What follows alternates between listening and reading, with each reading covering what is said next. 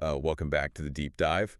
Today we're doing something a bit different because, well, normally when you picture the cover of a massive multi-year United Nations development report, you expect a specific kind of vibe. Right, like a photograph of a newly built hospital, or maybe, I don't know, a bustling classroom. Yeah, exactly. A smiling family, something super aspirational. But the document we are tearing into today, which is the Multidimensional Analysis Report of Human Development in Mauritania, covering 1990 to 2023, it goes in a completely different direction. It really does. It's striking. It's almost jarring. Yeah. Right in the center of the cover, hovering over this minimalist map of the country, is a massive fractured number. It literally looks like glass that's been hit with a hammer. Yeah. 33.57%. It is an incredibly aggressive visual choice for a bureaucratic document. I mean, you don't usually see that. No, never. And it sets the tone perfectly because that cracked number represents a phantom reality. So our mission today, for you listening, is we are going to act as your analytical guides through over 3 decades of data to figure out where exactly 1/3 of a nation's progress just, vanished to. Right, because on paper, Mauritania's baseline development over this period looks like a total success story. I mean, the metrics go up. They do. But the central mystery we need to unpack is why, before that development ever actually reaches the population, 33.57% of it simply evaporates. Yeah, and to get to the bottom of that, we really have to look under the hood of how the United Nations actually measures progress. Okay, lay it out for us. So for decades, the gold standard has been the Human Development Index, the HDI. Right. And it was a revolutionary metric when it came out because it moved the world away from just looking at, gross domestic product. It measures a country's potential by averaging out 3 basic dimensions. Which are what, exactly? A long and healthy life, access to knowledge, and a decent standard of living. Which sounds great, right? But, as we see in this report, an average can hide a multitude of sins. That is the fundamental flaw of the standard HDI. I mean, think about it like this.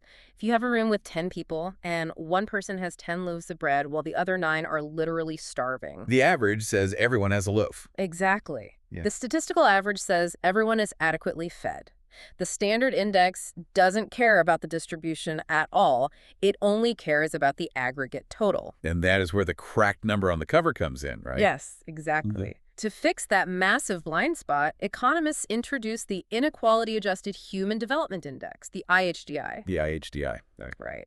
And this metric strips away the illusion of the average. It takes the overall score and heavily penalizes it based on how those achievements in health, education, and income are actually distributed across the real population. So if a country has, perfect equality, its HDI and its IHDI are exactly the same. Correct. But in Mauritania, that gap is just a chasm. That 33.57% penalty is the toll that inequality takes on the country's growth. It's a structural loss. Yeah, a massive one. So our overarching goal today is to trace the architecture of that loss. We need to look at a nation that's sprinting to catch up with the modern world and identify the specific load-bearing walls that are crumbling and dragging down the quality of their growth. And I think the best place to start is to map out the total ground they've covered. The timeline. Yeah, because the tragedy of that lost third only makes sense if you understand how incredibly hard they had to work to generate the growth in the first place. Okay, let's look at the absolute growth trajectory from 1990 to 2023. Yeah. The raw numbers are undeniable. In 1990, Mauritania's HDI was sitting at a remarkably low 0.396. Right. But by 2023, it had climbed to 0.563. Which represents roughly a 42% increase in their baseline development index over just a single generation. A 42% climb. I mean, on a graph, that is a steep, definitive line pointing upward. It's huge. It is. It represents millions of people gaining access to a better quality of life. But here is where I start to struggle with the narrative of pure progress. Because national development isn't a solo time trial. You aren't just racing against your own history, right? No, you're racing in a globalized economy. Exactly. And that is the relative reality check. You have to place that 42% internal growth against the 2023 global radar chart. And where do they sit? Out of 193 countries, Mauritania currently ranks 172nd. Wow. 172 out of 103. Yeah. They are firmly entrenched in the bottom 10 to 15% of the globe across almost every major development metric. And the math on the catch-up pace is just brutal. Let's look at the absolute gap between Mauritania and the rest of the world. In 1990, the gap between their score and the global average was 0.212. Right. Today, the global average sits at 0.756, and Mauritania is at 0.563. Leaving a gap of 0.193. Which means after 33 years of policy reforms, infrastructure investments, and a 42% internal growth rate, the distance between them and the global average has barely budged. Barely at all. They shaved a minuscule fraction off the gap. It really highlights the compounding nature of global development. I mean, the rest of the world isn't standing still waiting for developing nations to catch up. Right, the target keeps moving. Exactly. The global north is accelerating into the digital age. They're expanding advanced medical care, creating exponential wealth. So Mauritania is moving faster than it ever has, but the structural gap remains a generational lag. It's basically an engineering problem. It's like they spent 3 decades upgrading from a bicycle to a decent sedan, and they're driving faster than ever. Yeah. But the leaders of the global pack have upgraded to high-speed rail. Yeah. You're breaking your own speed records, but the structural mechanics of your vehicle mean you can never actually close the distance. I take that analogy a step further, actually. It isn't just about the vehicle they are driving. It is about the terrain they are forced to navigate. Oh, that's a good point. To understand how they achieved that 42% increase and where the engine is sputtering, we need to dismantle the HDI into its core components. And the most significant driver of their numerical progress is, without question, human longevity. Yes, the life expectancy data is a massive bright spot in this report. The mirrored line charts show a staggering jump. They really do. In 1990, a child born in Mauritania had an average life expectancy of just 58.1 years. But by 2023, that number leaped to 68.5 years. An increase of 10.4 years. 10 extra years of life per person. I mean, that is an entire extra decade for a human being to work, to raise a family, to pass down cultural knowledge to a new generation. It's huge. It profoundly changes the social fabric of a community when elders live a decade longer. It does, and it's the primary engine pulling their HDI score upward. To give it context, the global average increase in life expectancy over that same 33-year period was about 8.3 years. Okay. So in this specific metric, Mauritania actually outpaced the global average growth rate. They gained ground. Wait, okay, if the average life expectancy jumped a full decade and actually outpaced the global growth rate, why does the report immediately pivot to a massive section framing their healthcare system as a catastrophic crisis? Because that seems like a glaring contradiction. The broad index says they're winning the health race, but the detailed analysis paints a really grim picture of survival. Yeah, and this is where we run into the flaw of the average again. You see, a 10-year bump in general life expectancy usually comes from broad, relatively cheap public health victories. Like what? Like mass childhood vaccination campaigns, basic improvements in water sanitation, generic antibiotics. Those things can drastically reduce infant mortality and infectious disease. Right, which pulls the overall average up rapidly. Exactly. But the report transitions from the broad HDI to a different metric entirely, the Gender Inequality Index, or GII. Which looks at reproductive health, empowerment, and the labor market. Correct.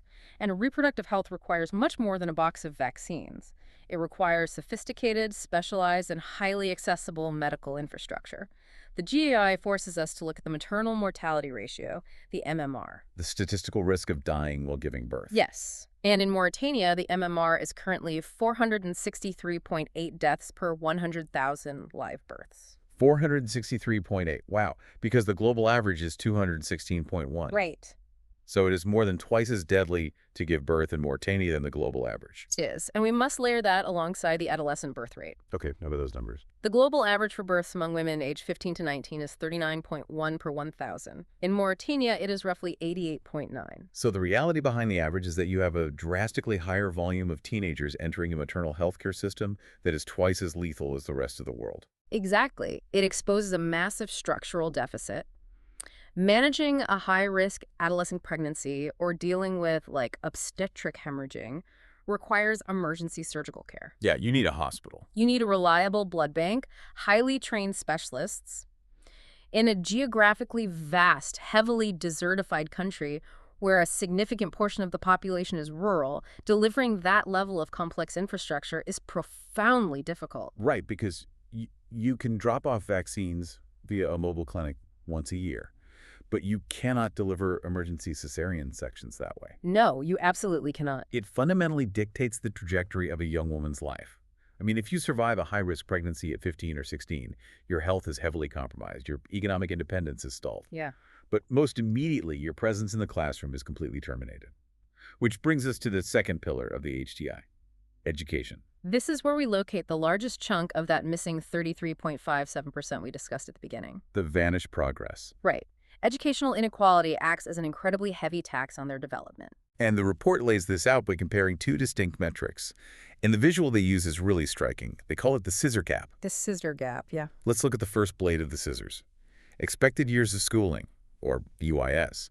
In 2023, a child entering the Mauritanian school system is statistically expected to stay in school for 7.95 years. Right, and that number is essentially a measure of capacity and policy. It looks at enrollment rates across different age groups and projects how long a child should stay in the system. So it's theoretical. Very theoretical. It represents the promise the state is making. The schools are built, the desks are there, the framework exists to educate a child for nearly 8 years. But then you look at the second blade of the scissors.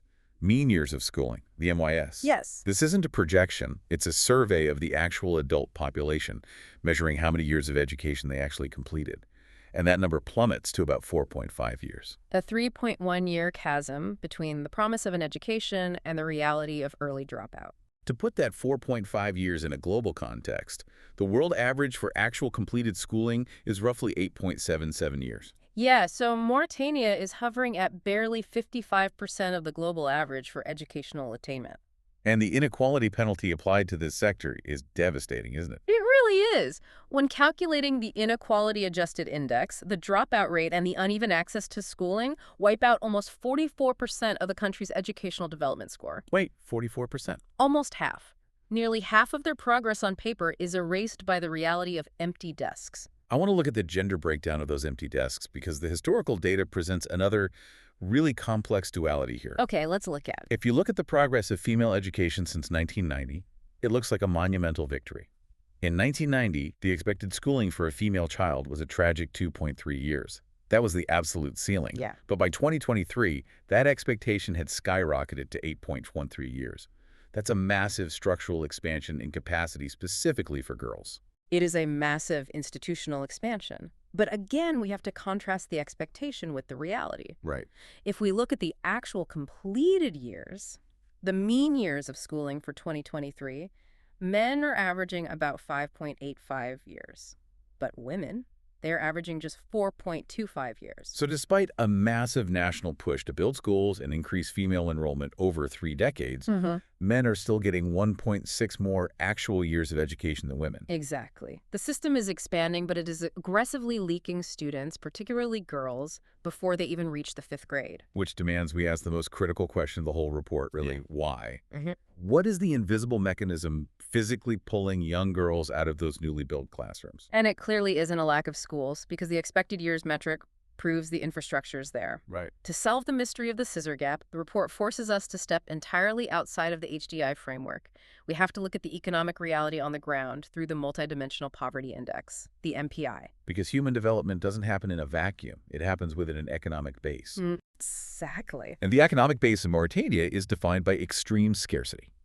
If we look at the gross national income, the GDI per capita, it sits at $6,267. Now compare that to the global average. The global average GNI is $20,327. The average global citizen operates with 3.2 times the economic output of a Mauritanian citizen. And that $6,267 isn't distributed evenly either. Income inequality devours another 35% of their development progress on the IHDI scale. So it's a tiny macroeconomic pie sliced with extreme disparity. Perfectly said. But the Multidimensional Poverty Index is vital here because it moves beyond just looking at a dollar amount.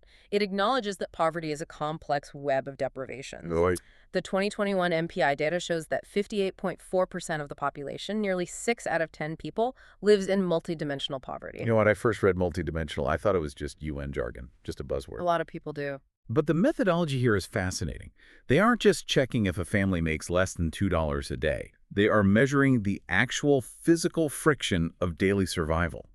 They break poverty down by its contributing factors. Precisely. And while educational deficits are the largest single contributor to their poverty profile making, up 42.4%, it is the living standards indicators that reveal the root cause of that educational deficit. And this is the turning point in the data. Two specific figures leap off the page in the living standards section. A lack of cooking fuel contributes 8.2% to the nation's poverty metric, and a lack of electricity contributes 8.0%. These aren't just abstract statistics. Those are daily, grueling realities. If a household lacks electricity, the studying day definitively ends when the sun goes down. Yeah. There's no reading at night. There is no catching up on homework after chores. The cooking fuel metric is even more insidious, I think. If an 8.2% deprivation is driven by a lack of modern cooking fuel, it means those households are relying on raw biomass. Yeah, they are cooking over open fires using gathered wood, charcoal, or dried animal waste. Which requires an immense expenditure of human labor. Gathering biomass is highly labor-intensive, it is physically demanding, and it takes hours every single day. It does. And in almost every developing nation on Earth, the burden of gathering fuel and water falls disproportionately on the shoulders of women and girls. And suddenly the entire puzzle connects. Right.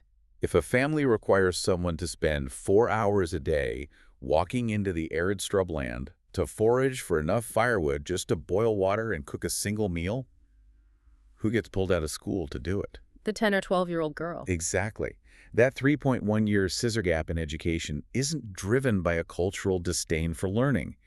It is driven by the brutal arithmetic of survival. It is the ultimate structural threshold. You cannot sit at a desk and absorb knowledge if your physical labor is required to secure the baseline energy needs of your household. You just can't. The state can build a school in every single village, but if the home lacks connection to an electrical grid and a modern fuel supply chain, the girl will always trade her textbook for a bundle of firewood.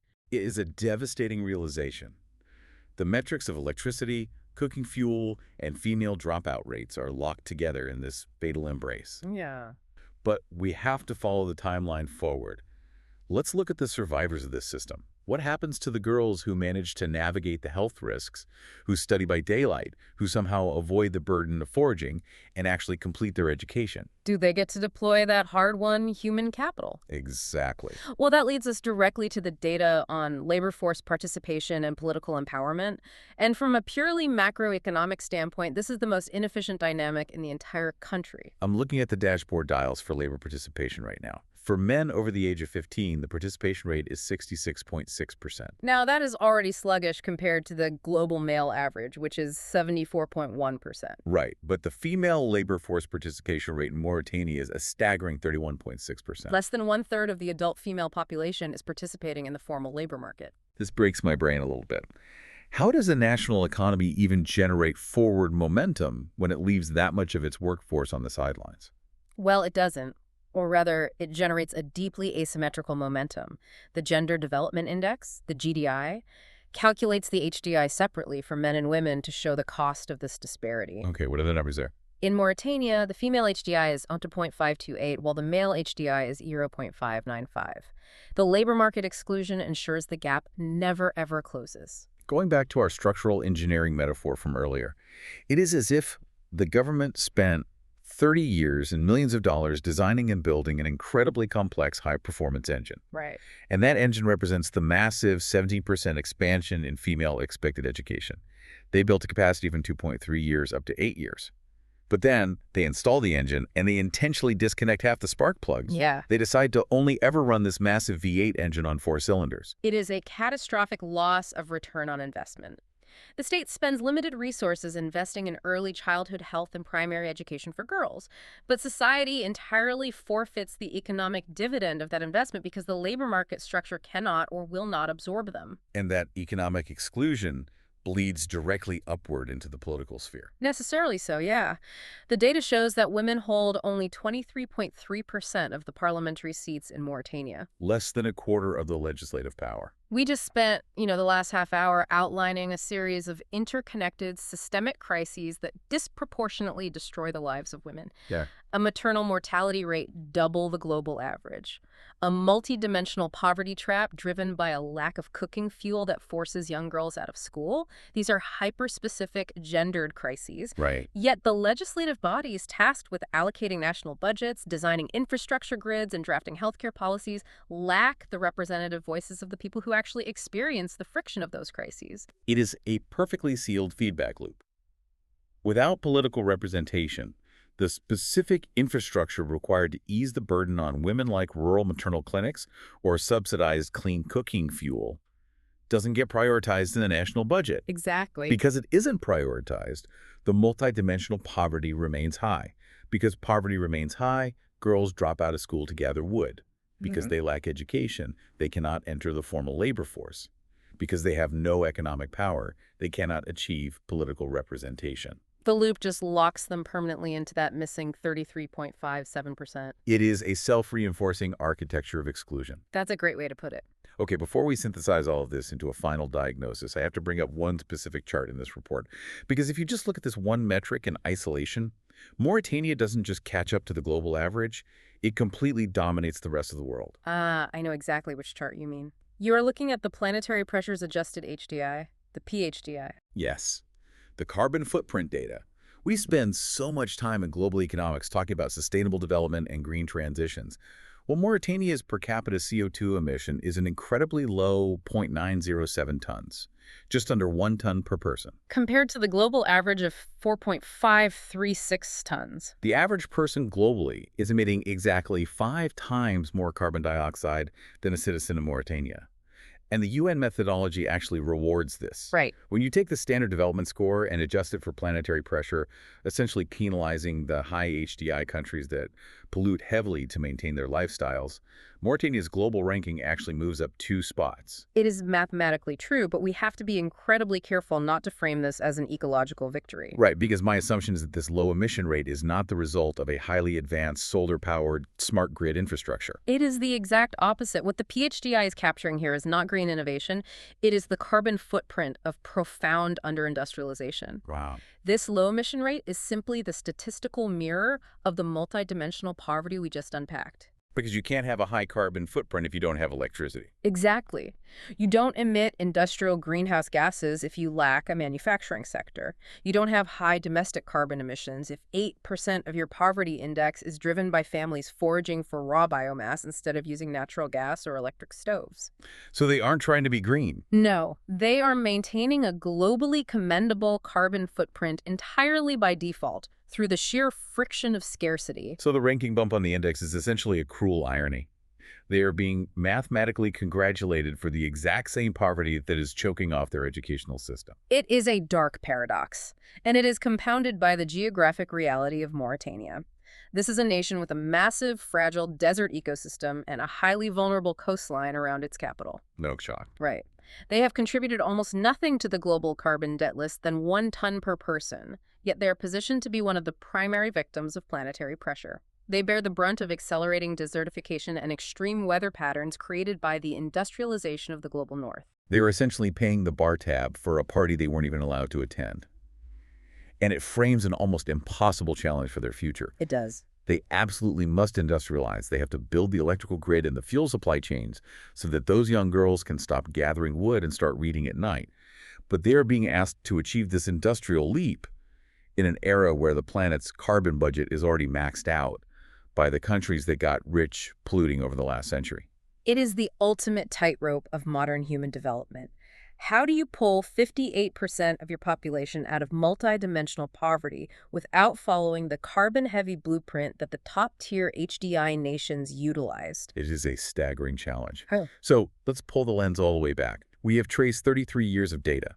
Across the baseline Human Development Index, the Gender Inequality Index, and the Gender Development Index, Mauritania is consistently trapped in the bottom 10 to 15% of the globe. Yeah. The 42% growth they've achieved since 1990 is real. The 10 extra years of life expectancy is a profound human victory that cannot be dismissed. But the data unequivocally proves that this progress is highly fragile, deeply unequal, and heavily discounted before it ever touches the daily life of the average citizen. And the UN report is, at its core, a diagnostic tool. And based on the specific areas of friction we've identified, the diagnosis dictates a very clear three-step path forward if Mauritania is going to stop losing a third of its potential. Okay, what is the first structural fix? Step one is to directly address the health gap. You cannot build a resilient modern economy on a foundation of mortal peril for half your population. Right. They must aggressively target the maternal mortality rate of 463.8. Expanding specialized emergency obstetric care to rural areas to protect the lives of young women is the absolute baseline requirement for all subsequent development. And step two? Step two is to stop the leak in human capital. They have to close that 33.57% inequality gap, and the primary battlefield for that is education. The scissor gap. Exactly. It is no longer enough to just build classrooms. They have to build the infrastructure that allows kids to stay in them. They must bridge the 3.1-year gap between expected and actual schooling by directly attacking the multidimensional poverty, specifically the lack of modern cooking fuel and electricity that forces girls to drop out. Which leads directly to step three. Unlock the potential. If you fix the health risks and stop the educational leak, you will generate a massive wave of highly educated, capable women. You must then integrate them into the formal economy. Right, because right now it's only at 31.6%. Yes, bringing the female labor force participation rate up from that dismal 31.6% is the only way to turn 3 decades of educational investment into actual, measurable economic momentum. You have to run the engine on all cylinders. It is a daunting roadmap, but the very fact that they achieved a 42% baseline growth over the last 30 years proves that the national capacity for massive change exists. The upward trajectory is established. The next era of development isn't about moving the line higher. It is about ensuring the quality and equity of the ascent. It brings my mind all the way back to the cover of the report, that fractured 33.57%. Yeah. In the modern world, we place an incredible amount of faith in single metrics. We look at a country's human development index, we see the line going up, and we assume we understand the story. We do. We think the building's getting taller, so everything must be fine. But if 1/3 of a nation's progress only exists on paper, if it's a phantom statistic eaten away by inequality before anyone can actually live it, we have to start asking harder questions of the data. Absolutely. But, looking at that carbon footprint paradox leaves me with one final thought, and this is something for you listening to chew on as well. Okay, what is it? We are constantly pushing for global green energy transitions, right? The developed world is demanding net zero emissions. But what if that very push is actually pricing developing nations like Mauritania out of the cheap, albeit dirty, energy they desperately need to close that 33% inequality gap? Wow. Are we basically demanding that they skip the Industrial Revolution entirely? And if we are, is that even mathematically possible for human development? That is a deeply uncomfortable question. Something to ponder until next time. Thanks for joining us on this deep dive.